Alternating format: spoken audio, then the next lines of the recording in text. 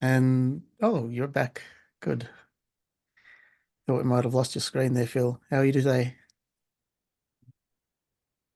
Good, good. Yeah, had a good day, Clint. Oh, good. Mm. Excellent. What have you been up to? You've been got a few acres. Um, Get it clear.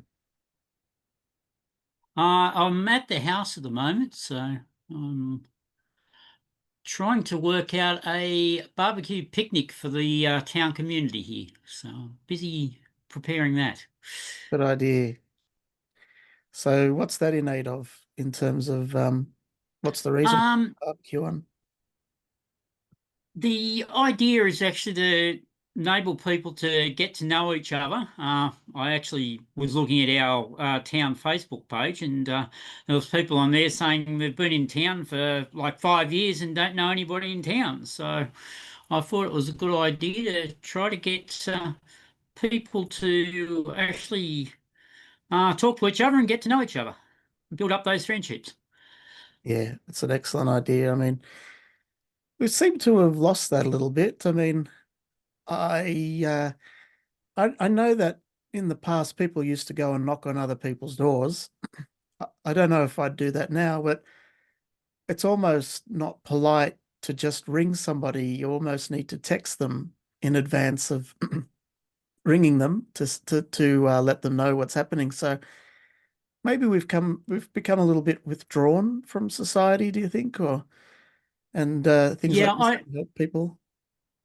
Yeah, I think most people, I think people are scared or fearful even of others at times. So Fearful of others or fearful yeah, that they might be criticized because they're not sure if they've got got things like yeah, that's part right. of it. Yeah, Like fearful mm. that people will recognize that they have a different a view about something that is actually not on the money because I think we used to get a lot of our information from each other, obviously, before TV. And that was probably how it was done ever since. I mean, even up to the beginning of last century, people were probably living very similar to the way they had for a long time before that. But in the 20th century, things have changed a lot, or they did change and they're continuing to change. And I guess the TV was a more sophisticated way of getting information. And so the old ways were, I think people were very willing to discard the old ways in some, and very open to new ideas, often religiously open to new ideas, so that it's become the new kind of religion.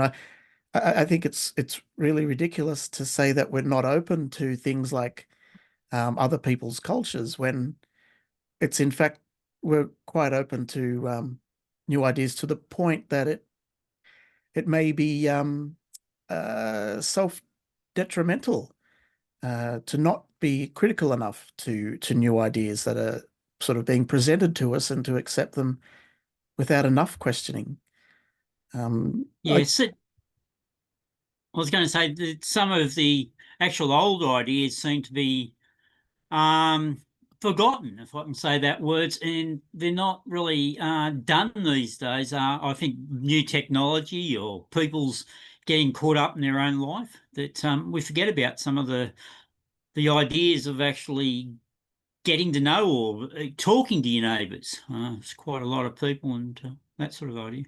hmm So hmm Yeah, I have a few neighbors. I've talked to them at some I know better than others.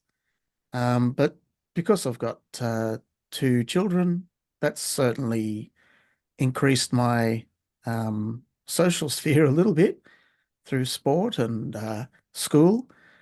So there is that sort of natural social element that even if you did want to avoid, you shouldn't for the sake of the children at least, or for the for getting along with your neighbors.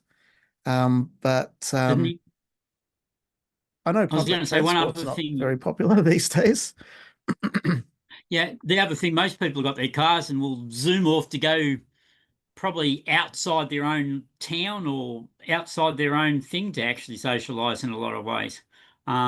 Whereas it, like you said, maybe your sport, it'll be a town sport, but these days I'm just thinking of our local cricket club here, that quite a number of people actually come from outside the town to actually play with us, and some of the people in our town go elsewhere to another town to actually play with their other team, sort Hmm. of thing. So Well, there uh, again, it does. that sort of Mm. hmm, Yeah, as you were saying, it does seem to need that element of formality about it, though. At the same time, it is a structured type of agreement amongst people to go about a social activity. And I find that people find that more comfortable if it's a within an arranged type of activity. But those random interactions, they're not so common these days. I would think, but it depends on where you live. Like I know here where people have known each other and their families for a bit longer. You'll see certain people uh, just meet each other and talk, but it's not everybody because obviously with an increase in the population, that means that it's not made up of just locals as such anymore. There's different people influx from Sydney and around the world and etc. And I guess they bring their own uh, things. I never really met people in the past and asked them how they were doing as much as I do now. Like you meet somebody, you say, "Oh, hi, how you doing?" It's just more out of habit, but um, it wasn't one of the things I used to do. I thought, well, you sort of say hi, hi, and then you get on with what you wanted to say. But um, yeah. habits I wear think on people. yeah, I thought yeah, you brought up a good thing about a very transient people that we're we're moving more, I presume, these days. Well, I've moved from New South Wales to Tasmania, so um, I'm one of those people who's moved. But whereas before, I think a lot of those families sort of stayed together in the same sort of community and built up that sort of community. But there's a lot of new people in this town. For example, where I am, there are still the original families, but there's a lot of new people who've moved in, and mainly from the mainland. So yeah, I think that Yeah. has a lot to do with it.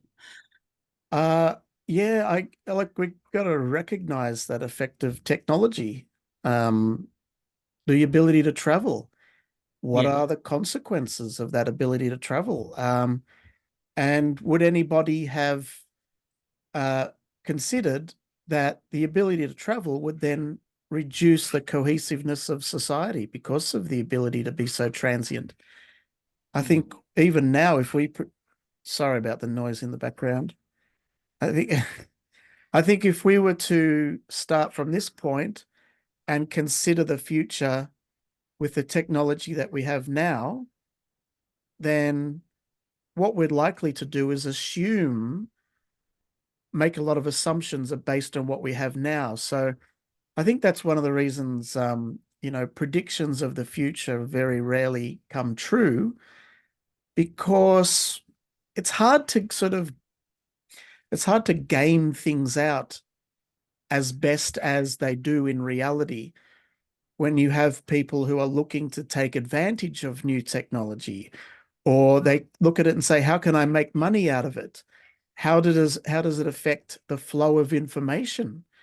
All Mm. these things are so dynamic and complex that it makes you wonder how we think that um, a group of popularly elected people can have any chance of managing it with their own intelligence, let's say, because the human mind is very limited. And even if, and I don't know if it's the whole is greater than the sum of the parts, because I think if you have, um, one person with their abilities and another person with their abilities, yeah, you get you get something out of the two. But I don't know if you're going to have like 100 of those people in the one room. I don't think you get 100 times the amount of thinking capacity. I think what they do is they tend to um, reduce each individual capacity for thought, in essence. So I think we're starting from I think there's an assumption of, more will produce greater in the sort of the liberal scientific sense. It makes sense if you put more smart brains together, you'll get a really big brain. But I think if you put enough smart brains together, they just become better. They become better con artists, perhaps, and get smart in that way. It depends on what they And put their brain to. you also lose that individuality that people have and the individual thoughts. Yeah, and that's why By I'm putting people together, people want to, uh, you know, follow the leader sort of thing, or, yeah, or follow the group mentality. yeah. Well, I think that's a bit of a survival mechanism or a protection mechanism. You don't want to be wrong and you don't want to do the wrong things. So, look, if someone is the leader, then, at least we can have something we agree on. But in terms of the free market, um, I know that you're fairly uh, liberal-minded Christian in that you can see that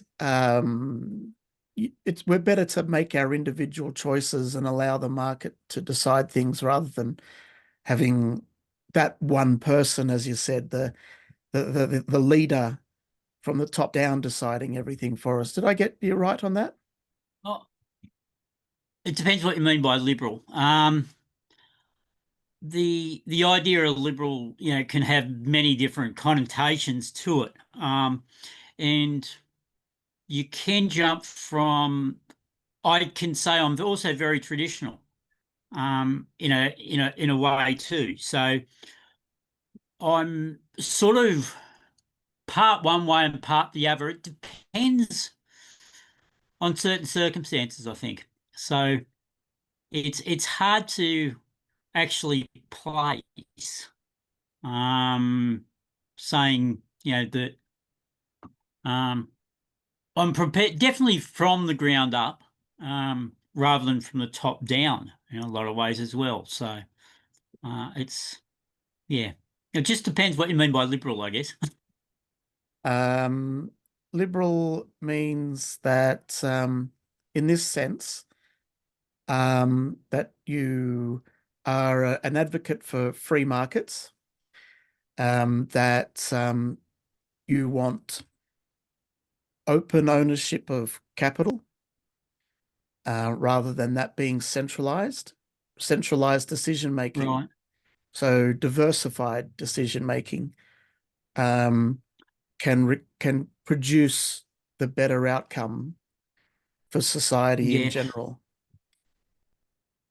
I'd probably look at as a decision-making way would be to each person to be able to put in their own thoughts and then maybe amalgamate those thoughts into a central idea. So each person has an individual thought and idea, and maybe from that comes a combined inter intertwining of ideas, I guess. Um, so it's sort of a crossbreed between the both in some ways. Oh, I agree with that. The only thing is that it seems that different people have different abilities to put their ideas out into the public Yeah. space. So that creates a different disparity, because it seems those who have the biggest kind of self-belief, whether they're right or wrong, and they just put forward their ideas as if they're a done deal and that everyone else is silly, they seem to get more of their ideas into the public rather than the people who might know better, but they know better because they're at the coalface, or they've got experience, but they just lack that charisma to get it across to people. Is that I, I think that was yeah, that's the purpose of schooling, is to give people each the ability to at least do that. I think as you say, experience. I think as you get older, you become more less inclined to say, what does the other person think of me, or what will this idea think? And you just go for the idea that you come up with. Um, I think, your thoughts and your ideas, you're prepared to throw them out there because, you know, your life, you're not going to have those. You haven't got long in this life anyway, if I can put it that way, and you really don't care less. And what are you going to be? Your thoughts are going to be just forgotten all about, and nobody's going to come up with your own individual thoughts because everybody's an individual. And unless you get them out while you've got a chance on this world, they're never going to see the light of day. And I think that's what, as you get older, you realize that sort of idea and you're more prepared to put them out there. Mm, That's what I've found anyway. I know when I was very younger, I was a very quiet, shy sort of person. So, um, as my economics teacher said, the first signs of life I showed was when my town was mentioned as being the economic centre of the universe, sort of thing. Um, yeah, so that indicates how quiet I was, sort of thing. yeah. Oh, it's not uncommon. I mean, people Yeah, blossom at different but ages. You got your early bloomers, you got your late bloomers. Um, but but yeah. yeah, As I um, say, as you get older, I think you're more likely to actually be able to throw it out there, and you want to throw it out there, I guess. yeah. Otherwise, your ideas will never see the light of day. No, I think people are hoping that it can work by mental telepathy. Um, but look, it doesn't seem to work that way in amongst people. You got to just front up and get in the face of the right people, and just let them know what you think. There's really no other easy way around it. I mean, everything else has become so comfortable to some degree in our life. We're prone to find the most comfortable situation. Um, Funny enough, we now need to think about getting up and exercising to avoid being too comfortable for our own good. But there's something there in terms of uh, getting information and working in society, um, that can't be avoided and can't be made any more comfortable and can't be dumbed down either. It can't be just turned into you know, click a box on your computer for this idea to go to such and such. It really can't be done any other way. There is that element of uncomfortableness that we all have to overcome, for our own good. Otherwise, what is it? Silence is acceptance, in some ways in politics, because Mm, what are the Barnaby saying? The thing that they fear the most is getting kicked out of their job. sure, Um, yeah. and that's you got to if I'm the politician and I'm trying to get something through that is probably something I want, but maybe is not necessarily what other people want. What am I going to do? You're gonna test the waters. You're gonna put the idea out there and go, no, crickets. So you push a bit further, and you push a bit further, and I think there's no science behind this. I think it's really just a case of, put it out there, and if nothing stops you, well, you just keep going. And so that's not what we're expecting, but I think that's the practical type of way things are being applied. Um, is that democracy? It's democracy. I think we need to change the definition. It's not just a once every 3 or 4 years turn up at the local school and do your thing with the voting. Um, it's got to be constant, from Mm, now on, because it's not being run on any scientific basis. It's being no, run on who's got the pull, who's got the sway, who's going to tell someone that they're going to lose votes over it next yeah, time, but let them know that this is what's happening. yeah. You have to. It's supposed to be the person supposed to be representing the people, but are we seeing that? And no, I guess that's up to the people actually. And some people seem to be very complacent, um, and maybe their voice isn't heard until maybe the ballot box, where it's a secret sort of thing.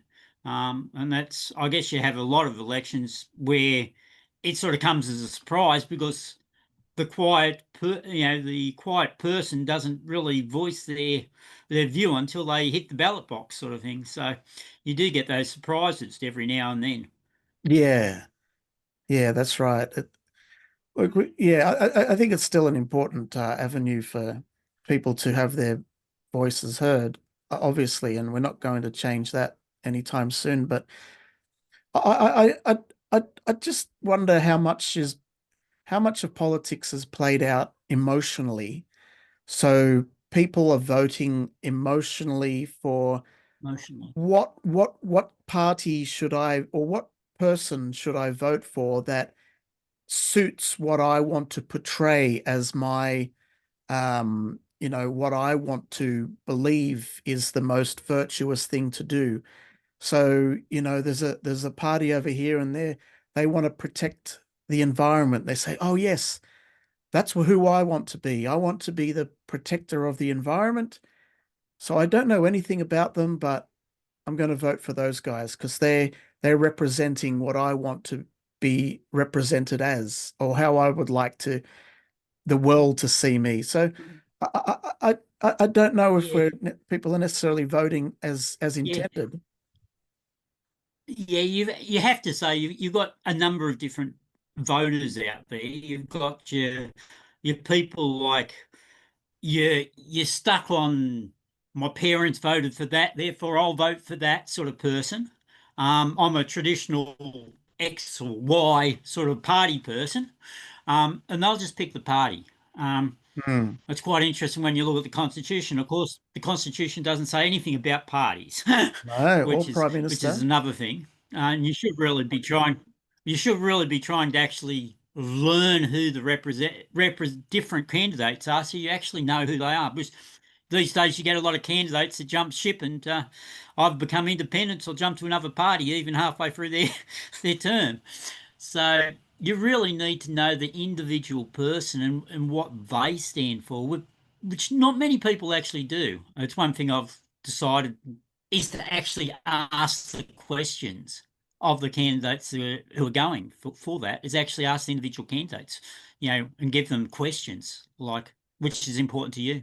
Yeah. Oh, Um, that's how it should be. I noticed in the last federal election anyway, how averse though a lot of the candidates were to taking questions. They had people asking questions, and it's like, oh no, questions, scary, and they'd look yeah, away, and then the security would come over. I don't think we've had security as much as we did during that previous but election. for those ones, it's a straight cross off the list. Gotta Like, be. that I'm not going to vote for them if they say they're not going to do that. If they're not going to take those questions, they're not going to answer your questions. It's like they're not going to actually represent you because they're not actually even listening to you. No. Um, that's the way I take it anyway. Mm. But like I say, there's different voters and different people look at different things. Some do what the party line might say, even though that mightn't be what the representative said. I had um, someone actually asked some of the questions in another area to mine, and they asked the same party, their candidate, what they thought, and I asked one of the same party on another side, and they came up with two different answers. So you really can't trust what the if you go by party politics, you might be very surprised at what the actual candidate actually thinks. Um, Mm. so yeah, Um, I think it's interesting.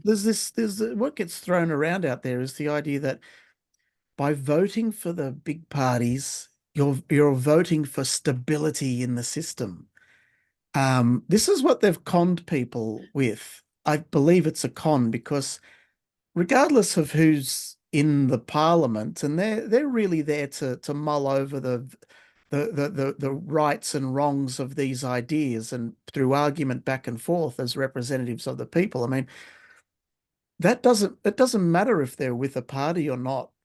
There's stability in the system because there's the judicial, the executive, and the executor, there's the bureaucracy, and so regardless of who's in that chamber arguing about the rights and wrongs of different topics, um, we don't need parties represented in that area in order to maintain any stability. In fact, what they call stability is often what you might call a conspiracy, because they Mm, conspire to work together towards an outcome that's predetermined by them before going predetermined, into yes, the definitely. parliament. And Um, it can be from overseas too, that they're being influenced from overseas as well. So um, they're not actually in the interest of the Australian people anyway. So depending on different things, but sometimes it can even be all their own financial gain. That some people look at their own financial gain or as the influence they can get on staying in the job, or influence maybe even from rewards after they finish up as a politician. yeah. Well, look, Um, I guess the nobleness of representing people in Parliament is kind of washed away a little bit, and we're left with a simple kind of looking at it as what can I, what can I get out of it? Um, what's in it for me?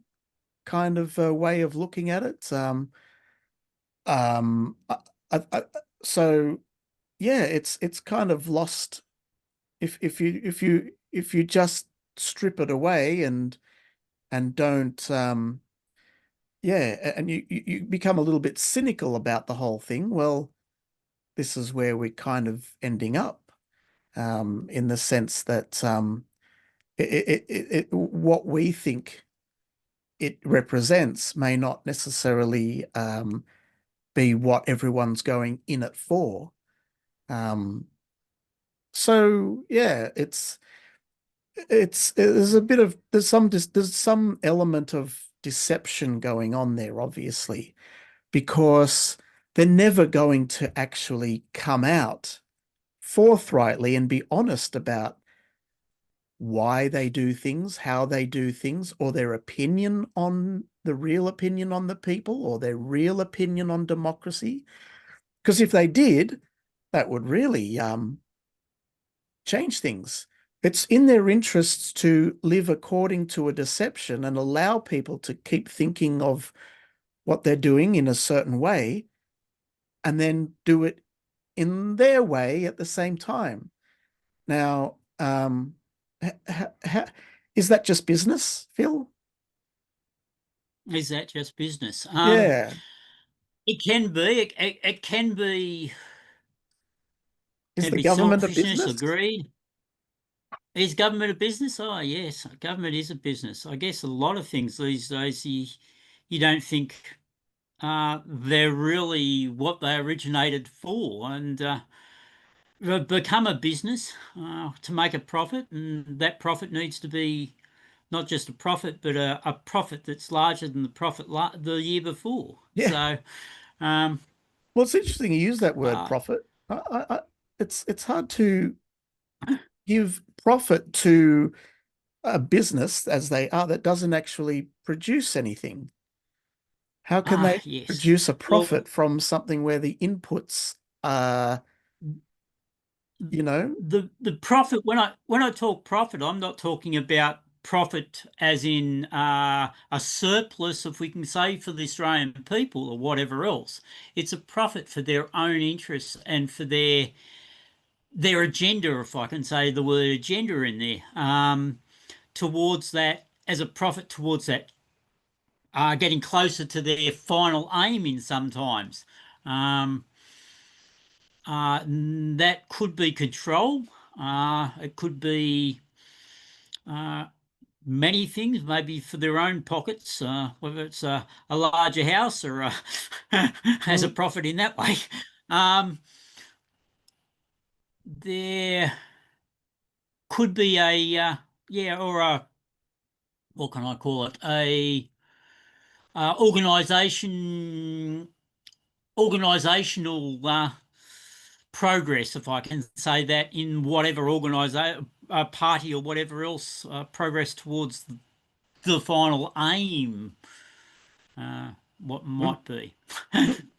So is that the only people being attracted to politics now who are looking to get what they want Uh, in the world seen to see that progressed as it's, opposed to being selfless, you know? I think, they, um, we're seeing more of that, on a global stage, I reckon, in that way. There are the odd one or two that'll buck the trend, who'll try to do what's right, for the people, rather than those things. I guess the other side of it, those people are saying, "Oh well, they've put us in there, therefore this is what the people want." When maybe it isn't really. When you're aiming at something totally different to what you're actually telling the people, Hmm. Yeah. and there could be hidden agendas behind it. Yeah.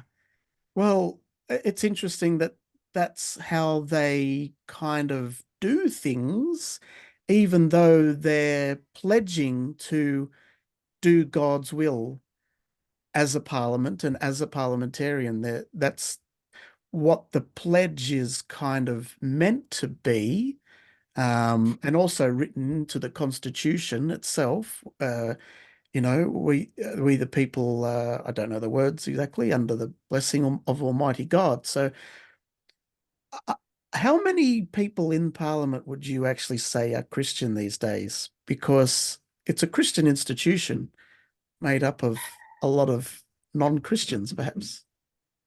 Just to bring Yeah, it back to the non-Christian. whole point of this podcast. I have to say the swearing in too. I think they've got an alternative swearing in too to that, um, Yeah, to the, that's that's Christian it. idea. So, Yeah, have which to. can argue, it's against the Constitution, but, um, and so it's very, very interesting. And of course, you'll find some who might be outward saying they're Christian, or whether they're going to, I think they still have the political prayer meetings and stuff like that. If I can, in my readings, I think there's certain ones that do that, but whether they do that just to give themselves a name, or make them out to be that type of way, the outward appearance, I can't say that, but you never know. Um, And then you've got your ones who are definitely against any Christian ideas. I know a certain party are trying to get rid of the Lord's Prayer out of the um, beginning of Parliament. Hmm. Yeah. Being It's dilution of those standards of those is dilution going to be Is that working, do you think? Um, I'd like to because say no, but I, um, yeah. I'd like to say no, but you're seeing more and more of this, you know, things. Yeah. Hmm. Yeah. Well, we'll keep an eye on it. Because look, I think it's something that went under the radar has gone under the radar for a long time.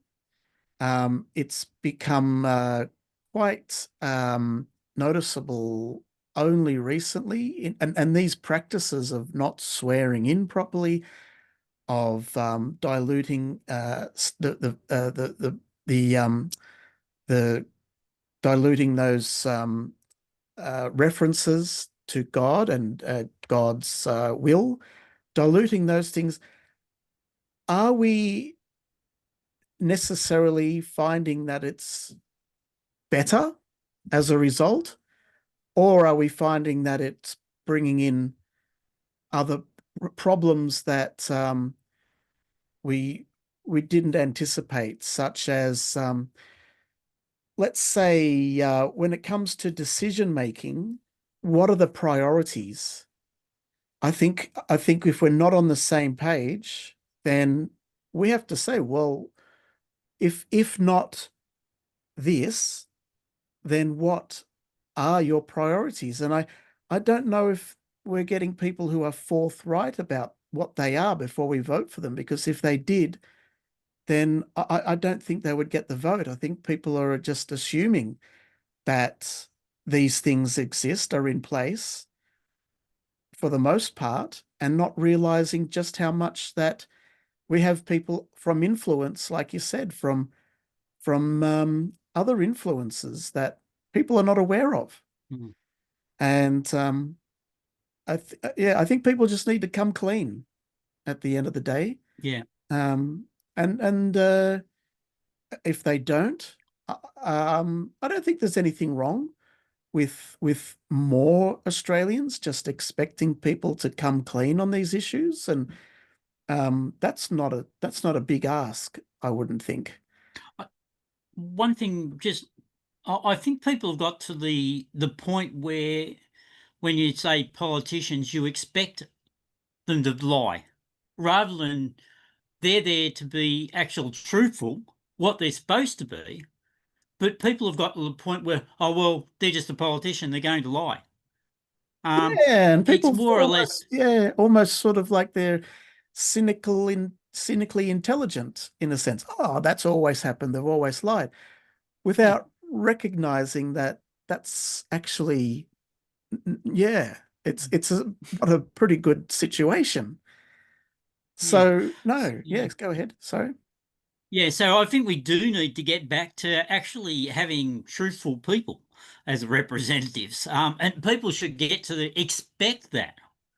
Maybe we need people to actually admit, we did something wrong, or, oh yes, we could have done that better, and saying we're wrong in those situations, and forgive us and let us get on and try to fix things up, um, rather than adding to the lies. Well, I think there's a lot of reason for hope there, Phil, because in the 1900s, and especially, in the later 1900s, a lot of power and influence was determined by money. You can buy power and you can buy influence through our institutions. And we've seen the outcome of that with politicians that we've just expected to lie because we don't have the money to change those things. But with the change in the media landscape, in over in the US, you've got the biggest podcasts such as Candace Owens and Tucker Carlson and people like that. The new currency of influence is integrity and the truth. It seems to be the case, and it comes across in a way that you can't fake necessarily. It's people are seeing face to face live people giving information, and Oh, that's a different story. yeah, but with the me, as you can say, the internet or the media, they're trying to crack down a lot on, well, not so much the media because they're actually lying more than a lot of the ways. But they're trying to crack down on say the internet, and what you can see. So they're trying to censor it. It's a bit the censoring idea. So those truthful things, they might hide it and say what you're saying is misinformation or disinformation, when it could be the truth, which we have seen over the last few years, that some of the things that they said were the truth end up not being the truth. And we can, you need to say, like, if a situation came up, like, these are your different views, these are the different points of view, we're going to go and say, this is the point of view we want, instead of saying this is the only view that's out there.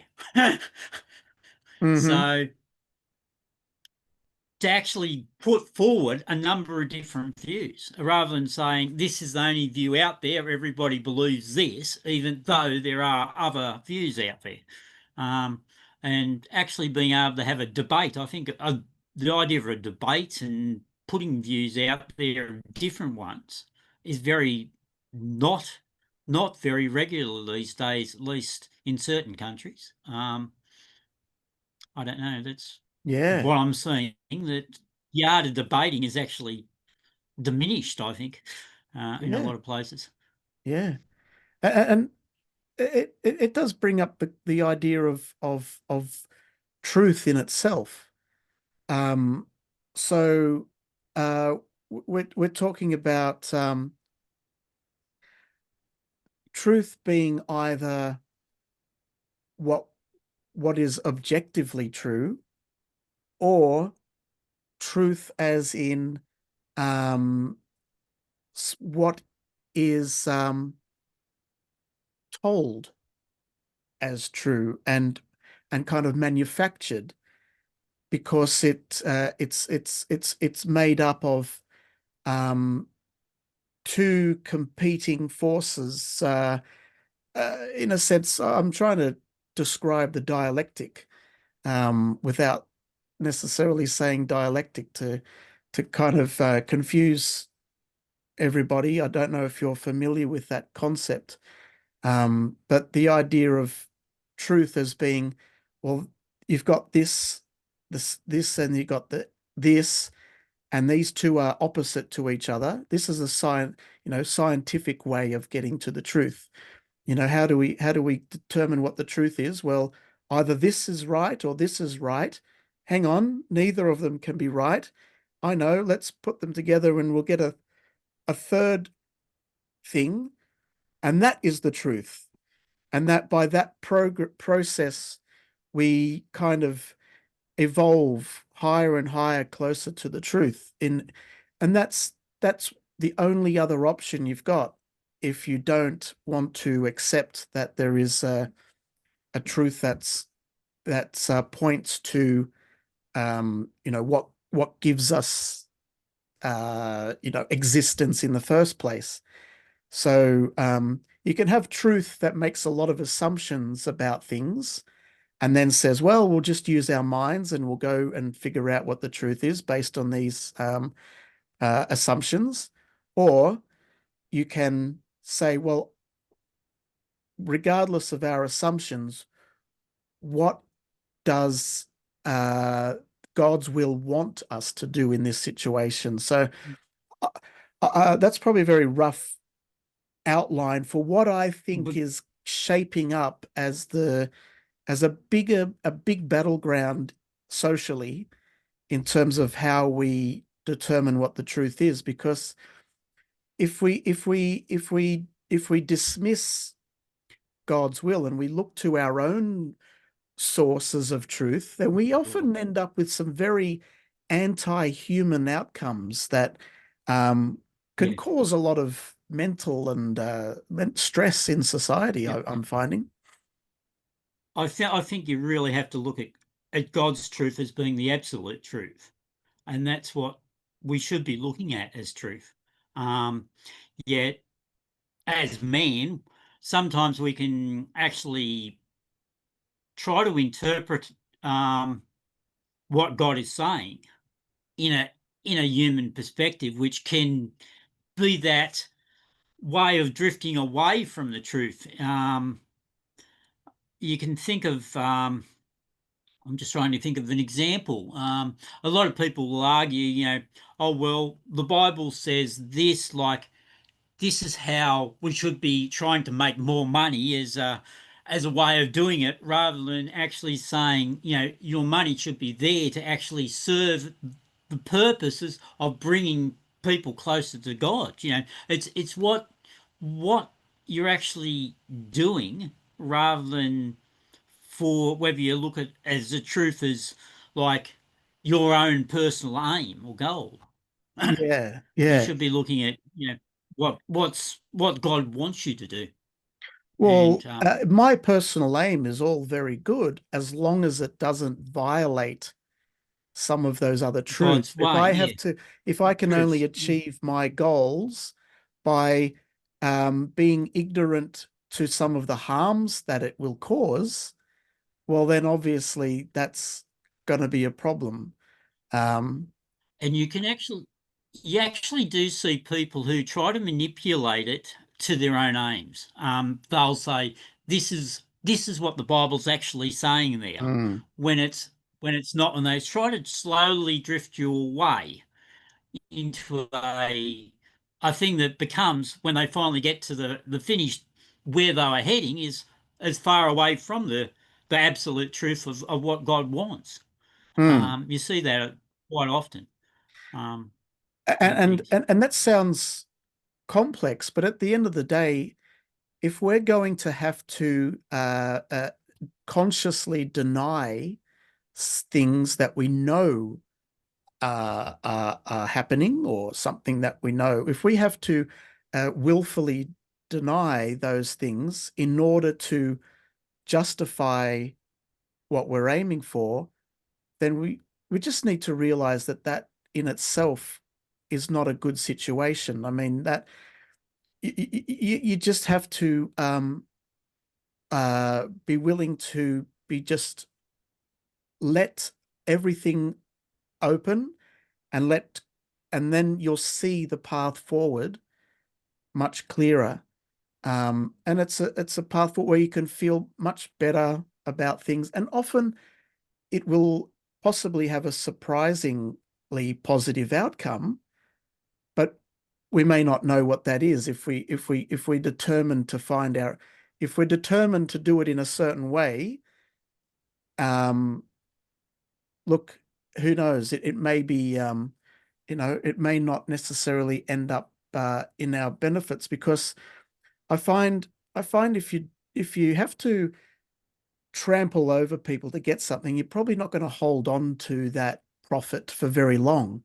If it's made in a certain way, if you make if you make profit at in this direct, you often have to overcome the difficulties that arise, and you have to pay money to fix them up afterwards. Like, let's say, like, um if you're feeling guilty about how you've done something, you'll probably have to spend money on yourself to dissuade yourself of that feeling of guilt, or you know what I mean. It sort of comes, but it goes. And Yeah, but lasting yeah. wealth is Actually, built on a solid ground. you actually see a lot of that in businesses where they'll have to actually pay out more money to fix up the problems they thought they were working on. And some of Um, those are sort of to dissuade their own souls as well. It's not just a case of physical yeah, problems, like it's to make themselves feel better for doing what they did afterwards. So, look, if you feel that what when if you've made your money and you feel good about it, and you don't, then that is squarely yours to enjoy without any guilt. And well, you, it's money can give you pleasure, or it can give you a sense of but of something. course you need to use that money wisely, and like I say, whether it is what God wants you to use that money for, if we go that way. Um, Well, that even though, now we're getting into the area of investment. Um, like there's a lot of things out there with a high profit return, but they also have high risk. And risk, yeah, often criminality and high risk go hand in hand. So and yeah, it's not unusual for crime to pay, as they say, but as they as we see with criminals that it kind of comes in one hand and then goes out the other. So yeah, I think God has a way of evening up the scorecard. Let's say you can see the and attraction of that high profit, but how much of that can you even retain? though you might see, even though it might be, sometimes we look at the short term, and maybe think of the Bible and some of the things that didn't occur, but they were promised in the short term, they end up being decades, years. And you see sometimes even those things don't actually eventuate in the person's lifetime. Even they can be even a generation or two, or even more down the track. But I Um, think people should have when the right those to invest promises where were they made. want, and they should have the right to reap what they sow. So if you want to invest in something that may not pay off for another 50, 60 years, that's your right. You don't have to be restricted to what'll pay back immediately, even if that is the mindset of what people are working in. But I think people also have the right to, um, if they've invested unwisely, then they should also suffer those consequences.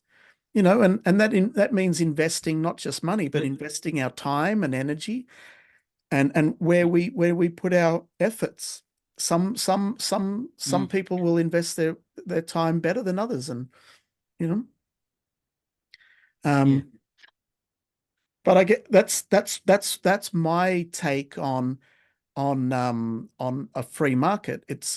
You are free to invest not just your money, but anything about you where you want uh, to.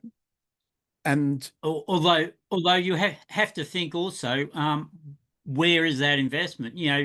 Are you going to invest in brothels or something like that? look, Like, you is are that an whatever you economic mean? student. Uh, that's the I'm just saying. I'm just saying. You also have to bring in the right thing according to God as well when you invest. yeah, yeah, exactly right. I mean, like I would, just to say some things are more, are you necessarily calculating in the holistic framework? And that's what I think we've lost in that sense of the holistic approach to investing. Because okay, you look at the numbers, it's great numbers. Look at the overheads. Wow, minimal overheads. But what about the heartache and the drama and the potential for blow ups? Gosh, that's going to probably, it'll become your ministry at the end of the day. You never But get to, yeah, you see what I but mean? yeah, like you were saying before, it's not so much your financial, but it could be your time. Where are you putting your Yes. time or something? Or Your what you invest interests. in could take Where up more where is your time than it's worth. concentration? Yeah. Yeah. Yeah. And Um, yeah. And is it to glorify God at the end of the day? And mm, I guess that's yeah. got to be considered, because if you're glorifying God, well, then you're more likely to bear good fruit as a And that result. also that also raises the question, what is glorifying God? And you have to look, probably the main thing in the Bible out of the whole thing is love. That's right. That's exactly right. There's no, Um, yeah, yeah, and so sometimes you have to love your enemy, love the people around you, yeah. I mean, yeah. So if love you're your neighbour. if you're if you're an honest tradie and you go about your job and you're doing services for people, I mean, it's a, that's a very solid employment. That's and if you're in a lot of professions, I think you need to make sure you're following professional standards in order to meet those bases for glorifying God. If you're not, because if you're not considerate of those professional standards, then it could easily be have gone off the rails a little bit as a professional. Yeah, one thing I think a lot of businesses forget these days is the old term goodwill. I think that is being lost a lot in the modern day too. Mm, Building goodwill with your base, customer mm. base. Yeah. Oh, Um, look, I know plenty of people whose business it's run by word of mouth. yeah, I think, yeah, that's people may, but I guess at the end of the day, people say, well, if someone wants a job done, they just go onto the internet and type it, and it's the first one they come across. Um, but at the same time, maybe that's worked until we've kind of we haven't recognized that the people doing the jobs came from the old school. They were the ones that moved into the new era of the internet. But in the as the internet era moves forward, you've got people who don't care about doing their job properly anymore because they're just looking at getting contacts through that way. So we're talking about evolution, social evolution. yeah. But It's hard for me to know where it'll go, but I think there could be a way back where that goodwill does become more important again. yeah, the thing you also have to remember is your customer base. A lot of customers just can't afford what's out there. But you've also got, where they're limited into who they can actually employ, get to do the work that they want, or get the goods that they're after. Of course, they haven't got the finances. There's a lot of people out there who are really struggling. Like there's people living in cars and tents and whatever else. Um, but then you've also got those people who are reasonably well off. They've probably got a house and whatever else, and have got the money to be able to do that. And then you've got the extremely rich. Um, so if you're in either of those two cases, you shouldn't be actually, a lot of those will look at doing the cheaper thing when uh, getting the cheaper person to do it, where maybe those people should actually look at the right person to actually be, whether it's helping the country, whether it's an Australian made company or something like that. Um, I don't know, or how it should evolve that way, but you have got a variety of different people in the country. Um, Mm. and uh, sure, people will argue that, oh, well, Australians are well off compared to overseas people, but I have to say we've got such a wide variety, and that gap is widening as far as I'm concerned from the people who are not well off to the people who are extremely well off. And it's just widening that gap. It's not easy to live in Australia if you're find yourself struggling, as opposed to what we call third world countries, for example. So let's take, for example, a close neighbor, Indonesia. We've got a lot of people who don't live on a lot of money. They don't have flash houses, um, but they Because they've have got a house out too. they got a house, but they have healthy food. They can live very cheaply. They don't have a lot of overheads, and the government doesn't really tax, and it doesn't put a lot of costs on them to just live a normal life. So if you find yourself on hard times in Indonesia, for example, you can more easier get by and find some comfort amongst other people who are living quite dignified lives. But in Yeah, Australia, gosh, it's harsh because yeah, the setup of industry. We don't have small plots of farming going on. We have huge industrial farms, and then we have employment, which is it's kind of very regulated. Everything's so regulated. You can't just start selling lemonade at the front of your house. You got to get permits, and so I mean the whole interview and It's acceptance of job process has become almost a I rich over the I, top. I think yeah, that's the major problem. I think there's a couple of major problems in Australia, and in that way for people living is the cost, the extra regulations and the cost, the taxes. Also, insurance is a number one thing cost for businesses these days. Um, where and when you think of housing or the actual limiting of what's required for a house, you can't, your house needs to be 3 or 4 or 5 stars, and there's no 1 or 2 stars. There's no entry point coming in. There's no 1 star. You have to have by regulations a 3 star house, Mm. sort of thing. Whereas before, way back, you'd have this 1 star where you'd come in, you've got a roof over your head. Great. It mightn't be a fancy house. Try to build a house like that these days. It's impossible. There's no way you get it past regulations. Yeah, we've It's the got red tape that's dollar out there.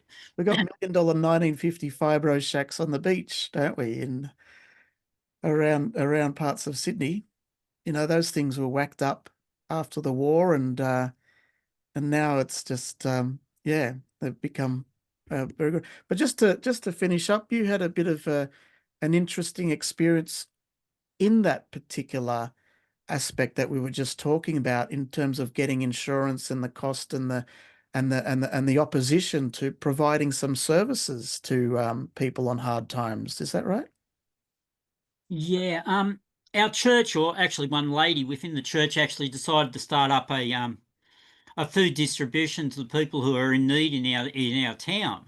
Um, and so we had it running first of all up at the church, and then council came in and said, "Oh well, you'll need to do this for the whatever and this and that to actually get the hall up to standard. You need to do the kitchen out and needs to be this and that."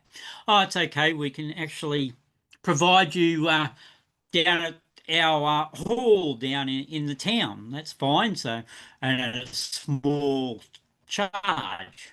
So we'll move down there, a very small charge. But then council, and then a little later, council said, "Oh well, you'll need this regulations. You'll need to do this reporting, you know,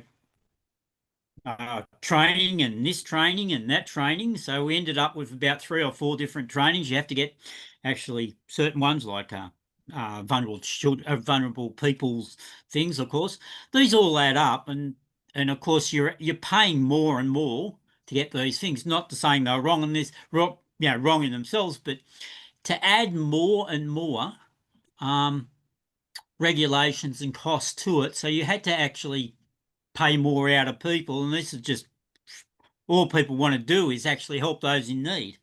And then it got to the stage where we actually were actually getting bread from a organisation who'd collect bread from bakeries at the end of the day, which might be okay, and they get the bread straight from the manufacturers, and this bread was sold in bakeries, in a plain sort of plastic covering over it.